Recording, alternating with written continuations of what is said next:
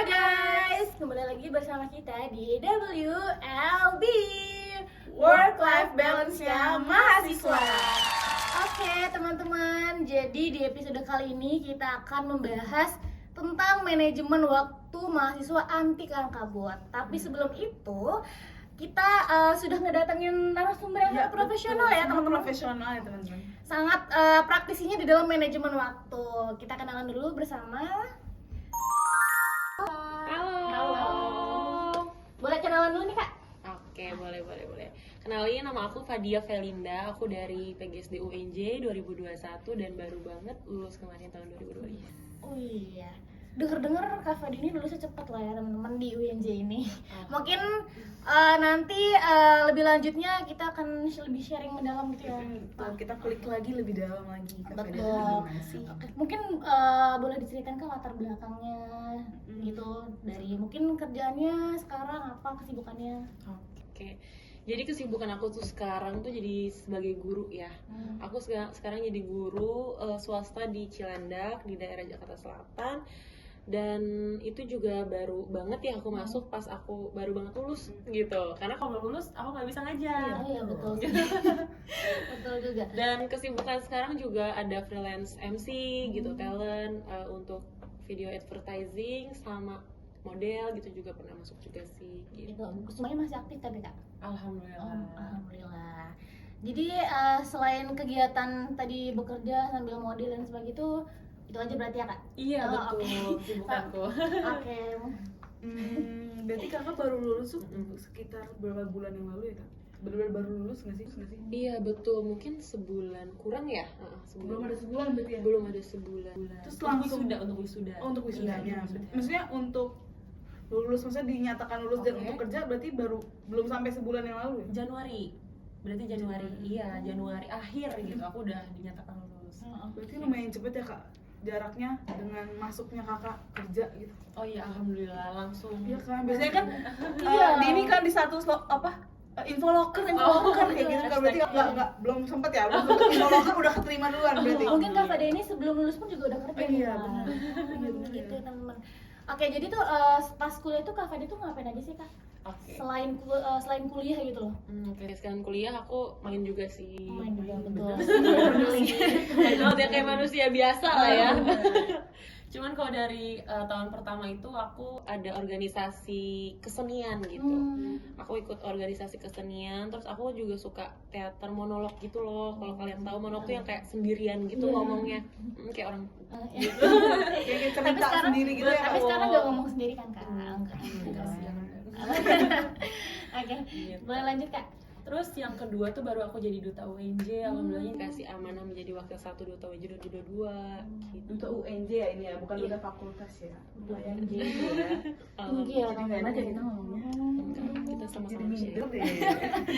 Oke, selain itu Kak ada lagi nggak? Kalau di tahun ketiga itu aku ikut kampus mengajar, kalau kalian tahu. Kampus mengajar itu program pemerintah juga, sama ya kayak MSIB mungkin ya, tapi programnya itu khusus untuk mengajar. Jadi aku tuh kayak mengajar ke sekolah-sekolah yang minim literasi dan numerasi.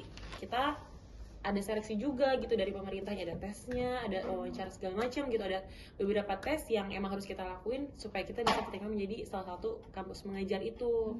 Terus setelah itu kan cuma 6 bulan ya, kayak magang gitu loh, kayak magang. Abis itu aku ikut MSIB, sama-sama batch 7 sih gitu, MSIB. Jadi seorang guru juga ya. Orang kan nyarinya kan di mana gitu ya, kayak ngapain, tapi ternyata ada yang sejalur nih, kenapa enggak gitu, untuk meningkatkan profesi aku sebagai lulusan SPD gitu. Terus udah deh, dari situ aku MSIB sambil skripsian dan alhamdulillah bisa lulus gitu. Kakak berarti MSIB sambil skripsian. Iya betul. Sambil apa tadi mengajar? Kampus mengajar Kampus udah mengajar juga. kelar. Oh, jadi di beda semester. Kampus mengajar tuh semester 6, semester 7-nya aku MSIB plus skripsian gitu. Itu sibuk banget gak sih Kak? Kalau dibilang sibuk kayaknya semua orang sibuk ya. Iya. Bener sih. Jadi denger ya nih teman-teman ya, Kak Fadia ini lulusnya tuh 3,5 tahun, itu bener gak sih Kak? Aku ngeliat di sosial medianya katanya itu 3,5 tahun, itu bener gak Kak? Alhamdulillah. buru-buru banget sih Kak. Mau kemana sih Gak Kak? bukan di meja ya Kak? Enggak gitu Nggak dong. gitu. Oke, pasti kan Kak Fade ini kan di 3,5 tahun ini kan tadi kan skripsian ya sambil magang juga. Itu tuh kira-kira tuh waktunya tuh mepet-mepet tuh gimana sih Kak? Kan pasti susah banget tuh ya buat ngebagi-bagi itu gimana sih Kak caranya? Oke, mungkin kalau dari aku tuh kalau manajemen waktu ya, yang pertama tuh dari niat sih, niat dari diri kita. Kadang orang itu bukan nggak bisa manajemen waktu, tapi karena mungkin terlalu besar rasa malas gitu loh, rasa boring, bosan, atau ngerasa selalu capek gitu loh. Jadi dilupain misalnya beberapa ntar dulu itu mungkin yang membuat orang tuh kebanyakan kurang bisa manage ya gitu. Nah kalau dari aku pribadi sih, aku tuh tipenya yang kayak mikirin waktu itu berharga banget, sedetik pun tuh berharga. Kenapa? Karena waktu kan nggak bisa diputer ya, kayak rewind YouTube gitu kan nggak bisa. Apalagi tuh time is money ya Kak? Betul. Waktu dan uang. Iya kayak gitu. Jadi menurut aku tuh kalau kita udah dikasih waktu satu hari ya 24 jam itu tuh bener-bener aku maksimalin. Misal aku tuh magang, karena aku magang nih aku dikasih waktu dalam 1 minggu cuma masuk 3 hari misalnya gitu kan, berarti kan ada 2 hari kosong nih. Itu aku maksimalin untuk skripsian, bimbingan gitu, atau ngulik skripsi dari apa. Jadi aku lebih memaksimalkan apa yang harus bisa aku kerjakan, ya udah kerjain. Tapi jangan sampai lupa juga tuh kalau misalnya mau istirahat ya, nggak yang kerja lu lagi kuda gitu, enggak. Kak Fade ini scroll TikTok gak sih? Kayaknya hidupnya kayak magang skripsian. Kayak kita kan biasanya terlena ya scroll TikTok kayak duh nanti dulu deh Dia gitu niatnya kan. buka laptop mau ngerjain sesuatu malah ada Nonton notif di masuk, YouTube. nonton Paham sih. YouTube, scroll TikTok lagi. Iya mungkin Kak Fade tapi tipe orang yang suka nunda waktu gak sih?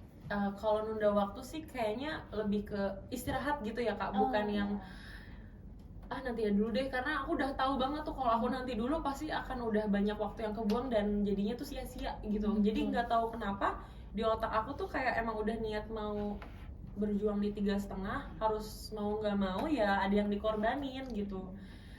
Aku juga scroll TikTok kok by the way. Kalau lagi capek, lagi penat gitu, itu juga scroll TikTok kok aku. Seperti manusia biasa gitu.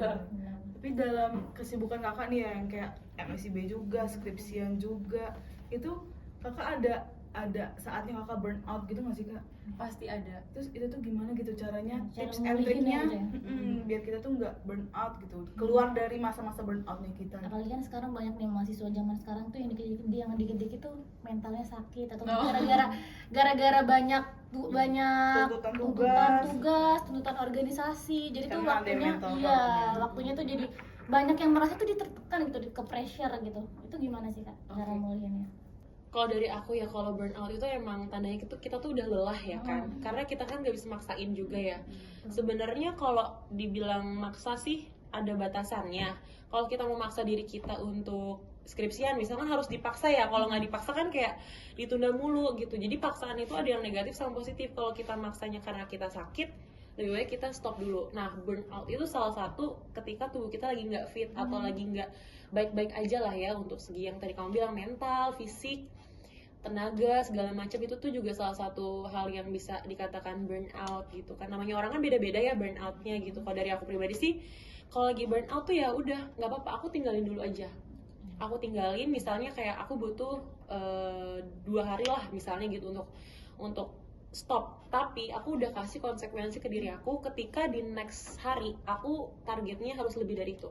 Misal aku menargetkan hari ini aku ngerjain A, B, C, tapi karena aku lebih memilih untuk istirahat, burnout, berarti di next day itu aku ngejalanin yang sebelumnya itu loh yang gak aku kerjain. Yang A, B, C itu aku kerjain di next day gitu. Jadi aku lebih ke, aku tahu konsekuensinya, aku harus kerjain yang sebelumnya di next day, atau aku kerjain sekarang dengan posisi aku yang gak fit. Kayak gitu. Jadi kan kakak sempat mention juga nih yang misalkan sekarang sakit, berarti harus punya target ke depannya ya. Betul. Itu berarti Kak Fade ini punya to-do list gitu nggak sih? Iya betul, per hari. Kira-kira to-do list itu penting banget gak sih buat kakak? Atau Penting mungkin buat mahasiswa yang lain tuh bahwa to-do list itu sangat penting gitu, sangat penting banget ya Kak? Sangat penting. Oh, sangat penting. Oke. Jadi gimana sih Kak caranya kita buat memanage waktu dengan list-list yang kayak misalkan hari ini gue harus kelar bab 1, bab 2 kayak gitu dan semacamnya, itu tuh gimana menurut Kakak? Kayak tips-tipsnya tuh kayak gimana gitu? Oke, kalau dari aku tuh karena aku nyusun skripsi juga 1 semester ya, karena pasti kan banyak hal yang mendistract aku, entah ada kegiatan lain yang udah terjadwal atau yang tiba-tiba menjadwal gitu kan, mendadak ya. Jadi aku tuh udah riset dari awal nih. Aku riset dari awal banget sebelum aku mengerjakan semua. Aku udah tahu, oh kira-kira kalau misalnya gue riset skripsi berapa lama ya butuhnya gitu. Oh, kalau misalnya gue magang nih, misalnya keterima magang, gue bisa mampir ke perpus minimal berapa hari sih gitu, atau gue kapan sih. Jadi aku udah tahu nih planning dari awal, jadinya aku bisa ngelis apa yang menjadi to do list per hari. Nah dari situ aku tentuin deh skala prioritasnya gitu. Jadi dari skala prioritas itu kan kelihatan nih, untuk hal ini lebih urgent, oke, ini yang kita kerjain dulu gitu. Nanti kalau yang kurang urgent misalnya bisa dikerjain next day atau next week, mungkin itu bisa di hold gitu. Jadi aku lebih ke planning dulu nih, gimana nganalisis dulu semuanya, abis itu buat to do list per hari dan tentuin skala prioritas gitu.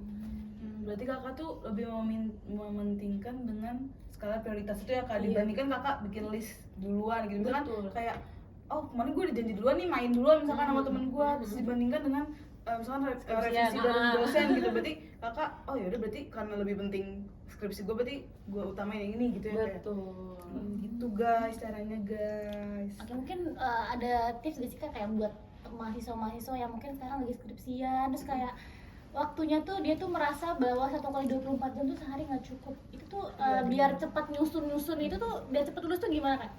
Cara Dari ngatur awalnya waktunya, gitu iya. kak, dari awal nih, awal banget nih, Mungkin niat dulu, Kak dari Rafa, niat dia bisa sharing nih pengalaman Kakak selama skripsian itu sambil ngatur-ngatur waktu.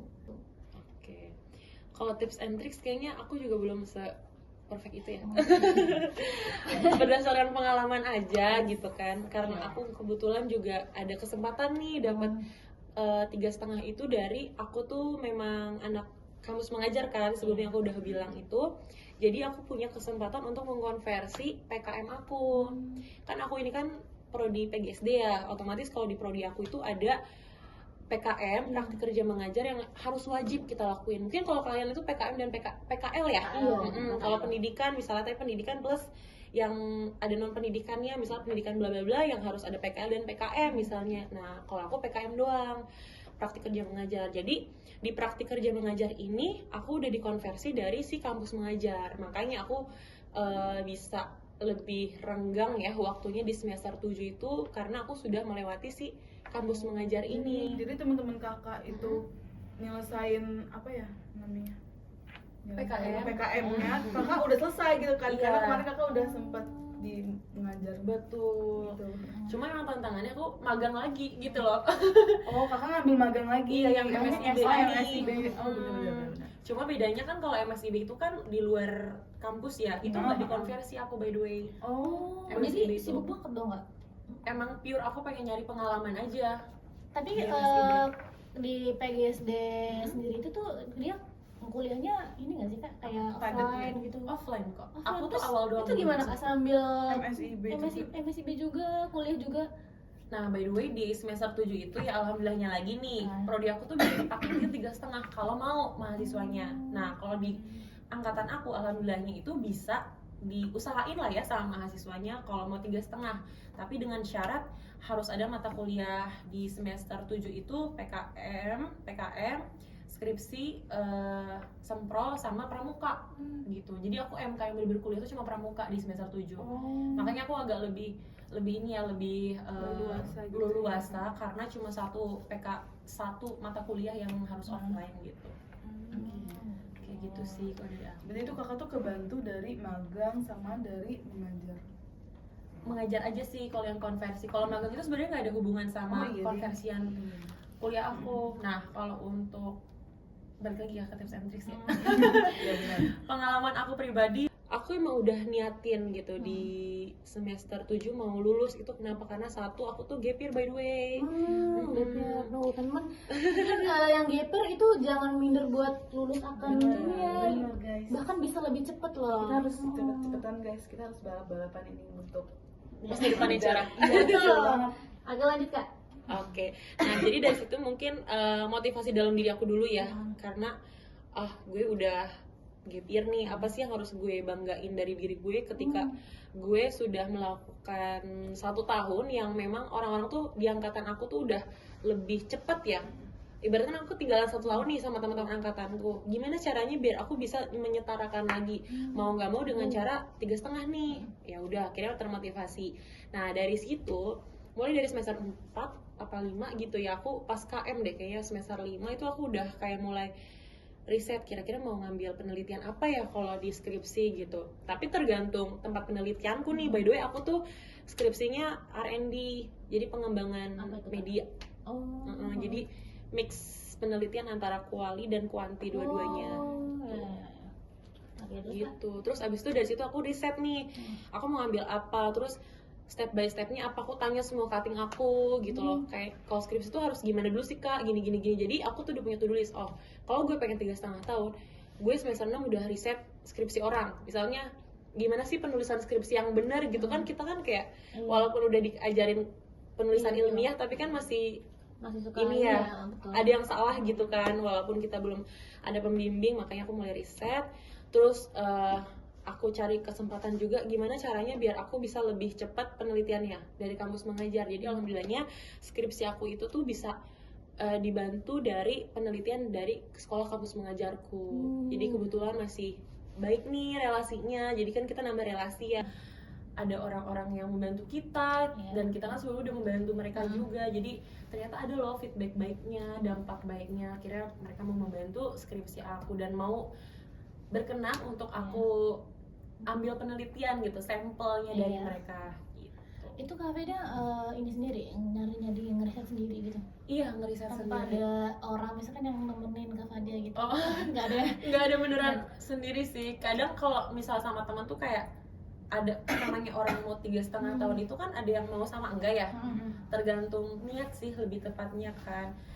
Dulu tuh aku susah banget nyari teman yang kayak kita ke perpus ya apa. Mungkin ada beberapa, ada tuh rekan aku punya sahabat satu banget yang kayak spiritnya tuh sama kayak aku, dan alhamdulillah dia juga 3,5 gitu. Seru banget ya, lulus bareng sahabat. Iya banget, terus cepet bareng sahabat. Itu seru banget sih guys. Oke lanjut Kak. Jadi ya udah, emang mau niat sendiri. Jadi kalau bisa ya kita harus bisa bergantung sama diri sendiri dulu gitu, baru ke orang lain itu kan untuk saling bantu ya. Kita butuhnya apa, dia butuhnya apa, kita saling bantu. Tapi kalau kita memaksakan untuk nyari bareng-bareng apa kan kita nggak bisa maksain orang.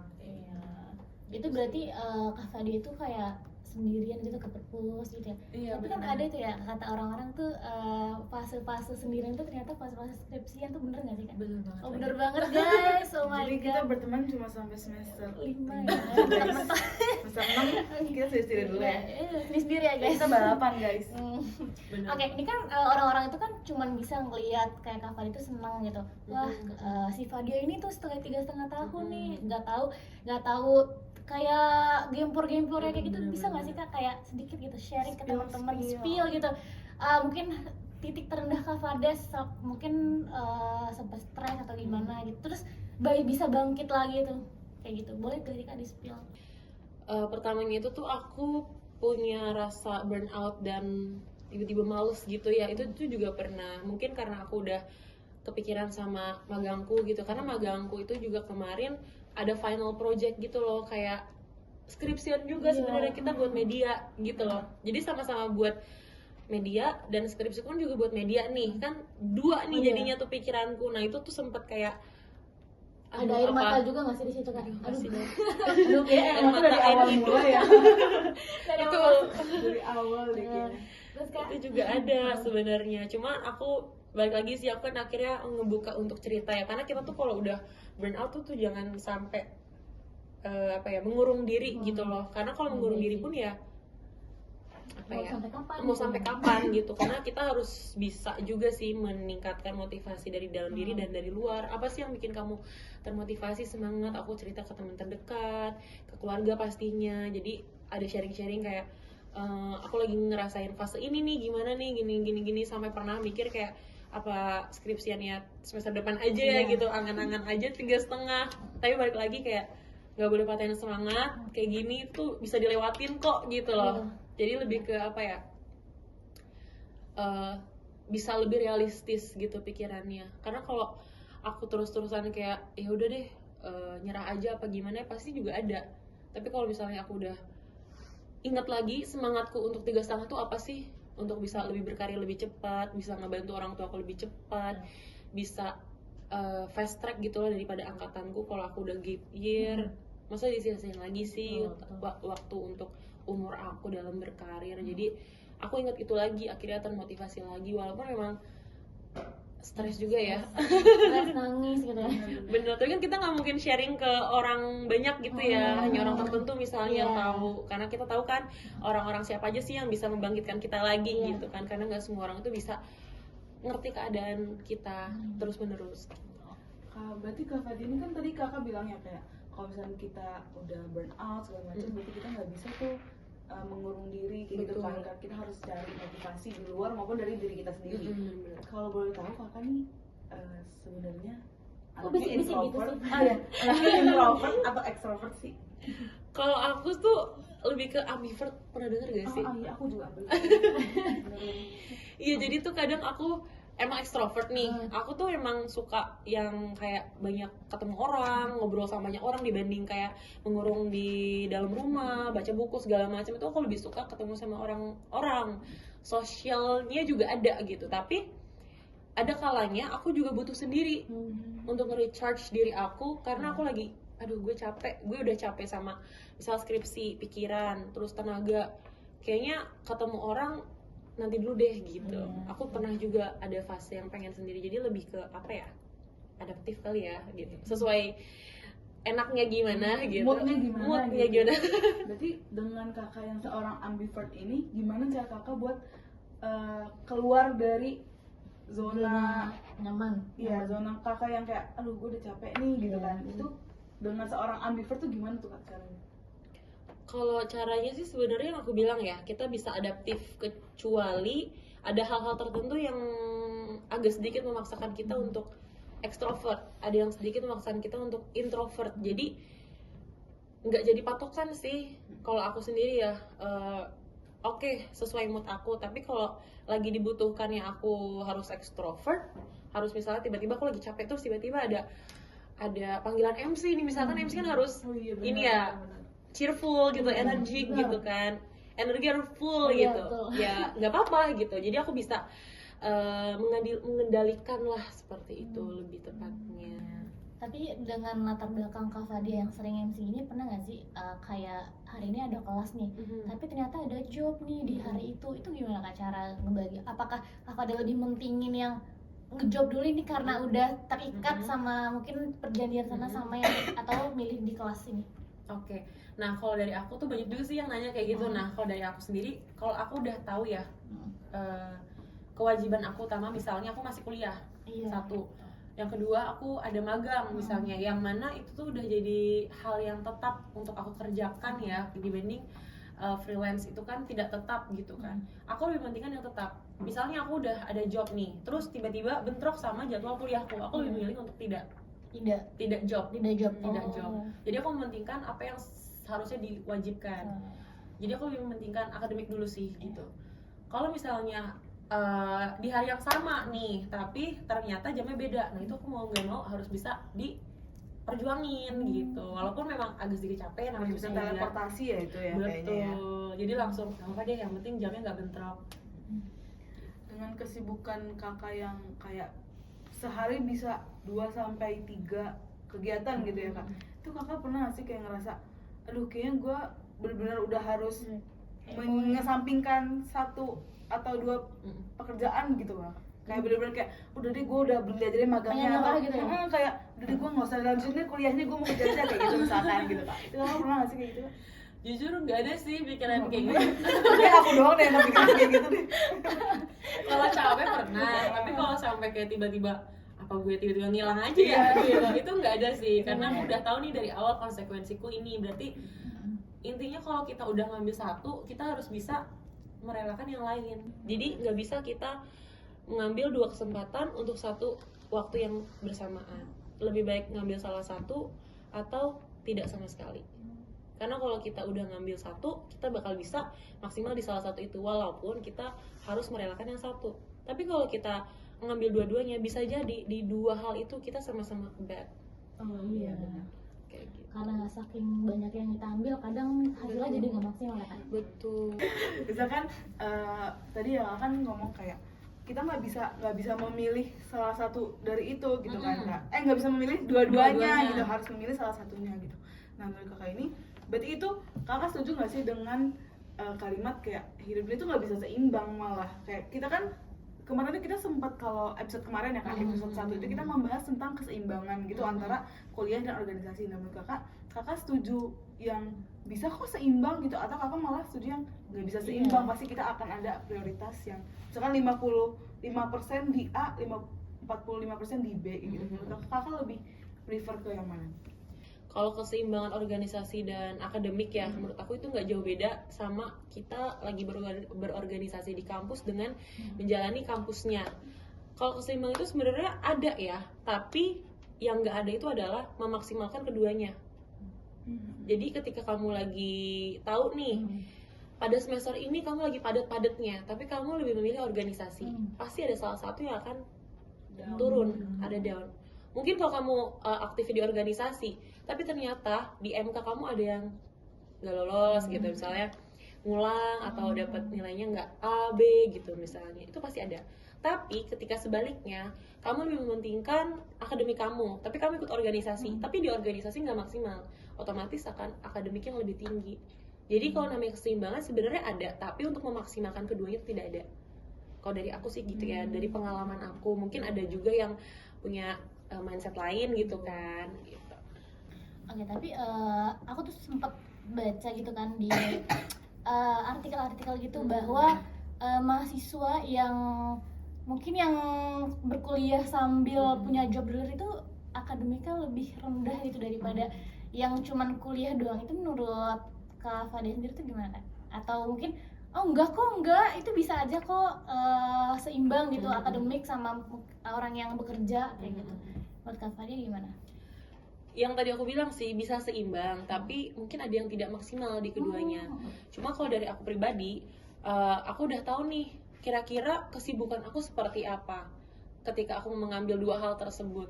Ketika aku tahu yang ini terlalu lebih berat, itu tidak akan aku ambil di sebelumnya. Jadi aku udah mikirin nih, kira-kira sibuk nggak ya gue gitu. Orang magang sama orang kerja kan beda ya jam kerjanya. Otomatis jam kerja itu kan lebih padat daripada orang magang. Makanya aku lebih milih magang. Kenapa milih magang? Karena aku udah tahu, oh gue bisa menyeimbangkan ini di akademik gue. Jadi seimbang gitu kan.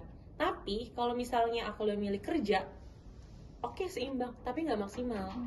Atau mungkin nggak seimbang dan nggak maksimal gitu, karena pikiran kita kebelah-belah. Jadi makanya aku bilang kita harus tahu nih bobot kita mengerjakan ke pekerjaan itu tuh seperti apa. Itu yang bisa dikatakan seimbang dan tidak seimbang. Baik lagi ke manajemen waktu pribadi sih. Iya betul. Gitu. Kita harus mengerti pribadinya dulu. Kita tuh kayak gimana? Apakah kita kuat nih guys mengambil seperti Kak Fadia gini kan, langsung 4 job sekalian gitu. Waduh, kayaknya kalau misalnya nggak bisa ya udah kayak nggak usah diambil semua. Ya, berarti itu kita tuh harus tahu juga ya mengukur kemampuan kapasitas diri kita. Oke, mungkin buat closing statement ya Kak, buat mungkin Kak Fadia punya pesan-pesan buat mahasiswa.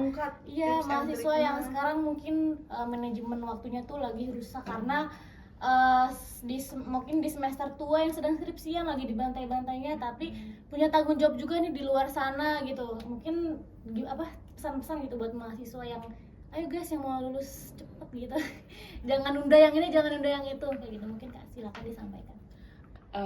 Untuk kesan-pesan atau pesan lah ya, pesan untuk teman-teman itu, jangan lupa kalian tahu kapasitas diri kamu harus tahu kelemahan dan kekurangan dan juga kelebihan diri kamu, karena perbandingan dari diri kita sama orang lain, seimbangnya diri kita sama seimbangnya orang itu bisa beda.